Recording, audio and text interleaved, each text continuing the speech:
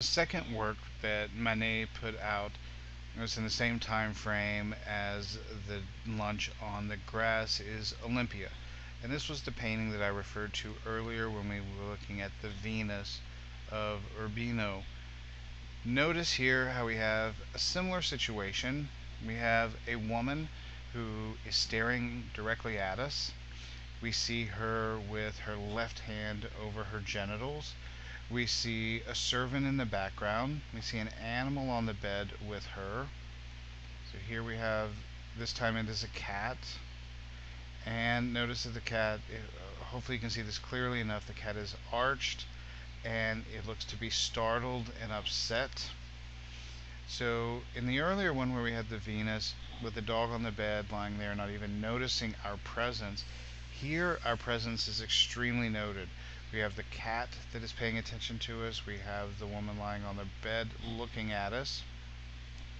And so why would this one be rejected and considered obscene at the time? The previous painting, hopefully you could see very clearly that the one woman naked among the other three dressed people, that causes a problem.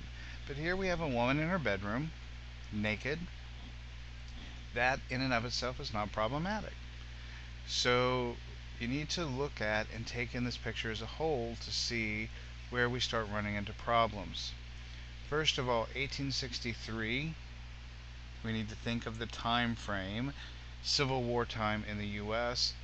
In France, you have to realize that there were not many Africans in France. Slavery did not come into France. Even though France was part of the triangular slave trade, normally what would happen is trinkets and money would flow from France to Africa, where the ships would then pick up slaves.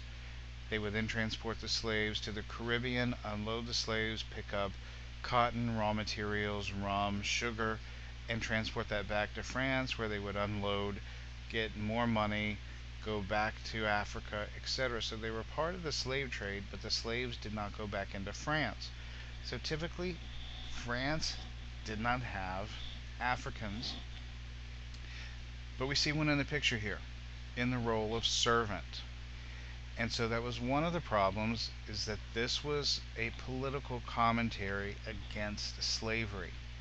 So right away it was problematic because instead of art for art's sake, in other words, the purpose of the painting was to be visually pleasing and artistic, here he used it as a political forum. And everyone who walked through and saw this would immediately pick up on that because there were no Africans in France. So the news that they would hear about what was going on in the US, the Civil War, the problems of slavery, the distinctions between black and white, etc., would immediately be picked up. Notice the black woman is also in the subservient role as servant. So we again see him putting the political commentary of the placement of Africans in the social structure, etc. So that was problematic. Second problem is Olympia herself. So looking at this painting in a little bit more detail. First thing you notice, hopefully, is that she's staring directly at us. So as you walk by and see this painting, you're connecting with her. So it's as if we have stepped into her bedroom, but unlike the Venus where we're, let's say, silent observers, the dog doesn't even notice us, here the cat is staring at us as well and has very much picked up our presence. So it's meant for us to be seen as peeping toms. So immediately the reaction of this painting is to put guilt on us for looking at it. So that's also problematic. You know, people who go through and want to appreciate art don't want to be seen as peeping toms.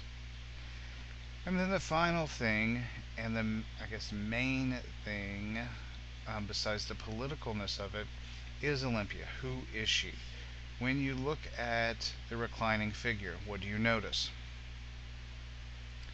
You should notice the giant flower behind her ear, the ribbon around her neck, the bracelet on her arm, and the fact that she's still wearing shoes. So all of this pulled together indicates what type of woman she is. And at the time frame, she would be classified as a courtesan, meaning she was a kept woman. The flower and the ribbon would very much state that she is a, for lack of a better term, high class prostitute. But instead of just being a prostitute who goes out and works every day, quote unquote, here she is a kept woman. So she would be attached to a wealthy man who would put her up in an apartment and keep her in style.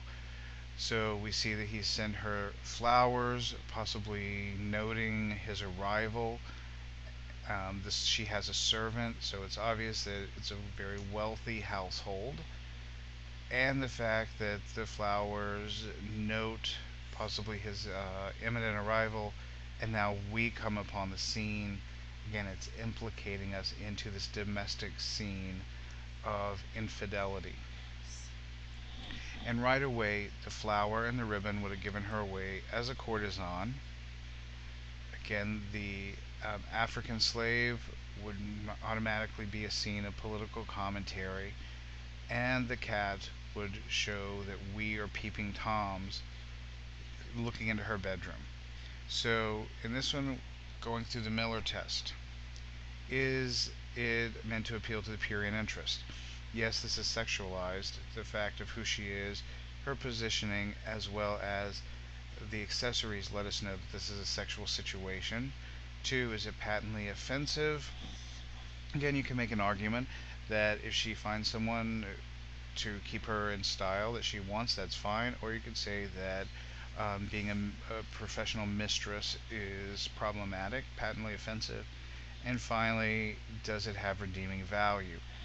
Here, this one's a little bit more straightforward in that it has redeeming social value in the political commentary on slavery, the commentary on um, professional mistresses, uh, because here she doesn't have anything to hide, so it's obvious that he's not condemning anyone for keeping a mistress.